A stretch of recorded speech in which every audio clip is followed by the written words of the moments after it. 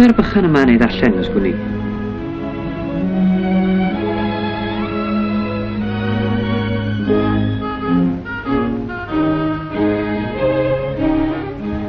Bym yn byw yn ganil, aeth hi'n ddafad i mi'n 2000.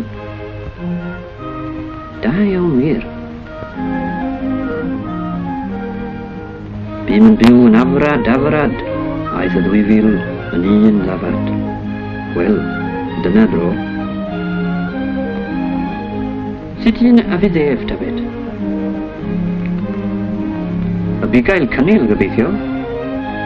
Mae gen i fil o ddefaid ar lechwedd ac ar ddôl, a dim ond mot am unau i edrych ar ei ôl. Neu ffermwr, efallai, yn rhwygo'r gwanwyn per o'r pryd. Pysgotwr hwyrach, waith caled a pheryglus yn aml. Ond daw dyddiau fel hyn hefyd. Uchon mae chwarelwr a fydd. Cryf yw calon hen, y glas glogwyni, gryfach yw ebu llef a'i ddyr. Neu lowr hwyrach, caletid, bywyd glowr, mae yn werth y drael, neu ddaw toriad gwawr i minnau, gyda machlid hael. Gwn fod rhywun yn fy nisgwyl yn fy nghartref glyd, lle caf groeso gwell na'r brenin, fy llwch i gyd.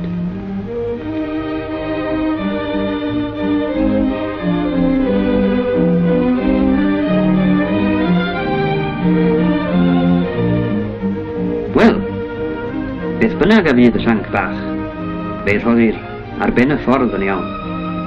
Y mae'r fam yn gwybod fod esiampl yn well na ffregeth.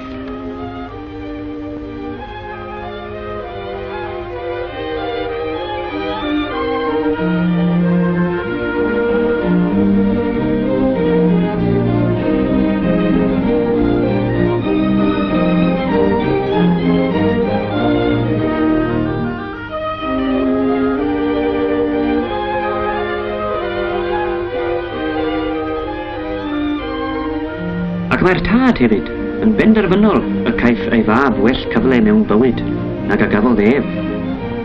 Pinswll arall o'r neilldydd. Olwynion bywyd. I helpu'r coesau byrion ar y daith hir o'i blaen. O'r ysgol fach i ysgol fwy yn y dref. Neu ysgol yn y wlad, efallai, fel hon. Ac yna i'r ysgol eilra.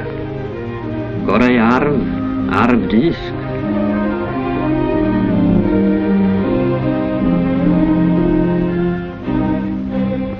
Ac efallai i'r coleg, o ble gyd eiddor werin yw ein colegau ni yng Nghymru. Ceiniogau'r werin a gododd y brifysgol. Adeiladwyd gan dylodi, nid cerig, ond cariad yw'r meini. Cyd ernes yw'r coed arni, cyd ddeheu a'i codoli. Oes, mae traddodiad o Genedlaethol at amcanion da yng Nghymru.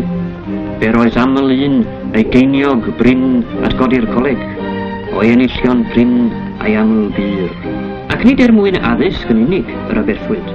O nage, pa sawl bethel fach yn y wlad sy'n gofadail i Genedlaethol darbodus ein teidiau.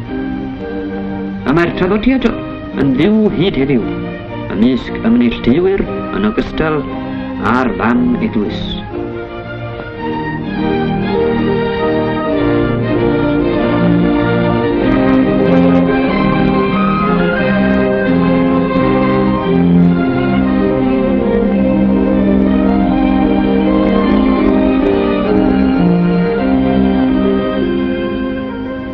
Heddiw hefyd, yn ogystal â darparu ar gyfer y dyfodol pell, gellir darparu ar gyfer y dyfodol agos.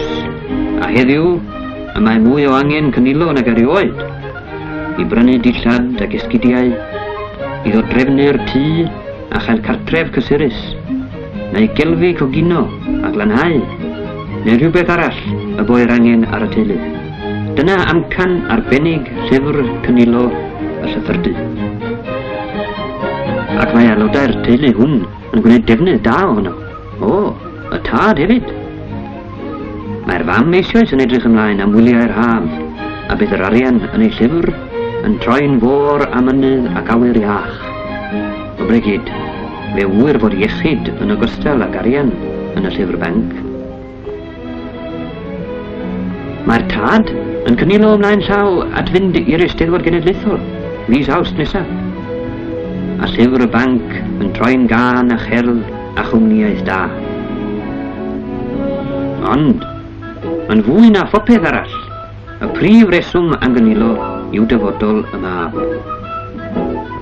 O bregyd, beth bynnag a wynebo'r bychan ar ei daith. A'r chwarel, a'r môr, a'r lofa, a'r ffarm. Bydd yn dda cael swm o arian wrth gefn i'w gychwyn yn ei waith newydd. Ac wrth Cynilo, trwy'r mudiad cenedlaethol, byddwn nid yn unig yn ein helpu ein hunain, ond hefyd yn helpu ein gwlad a'n cenedl.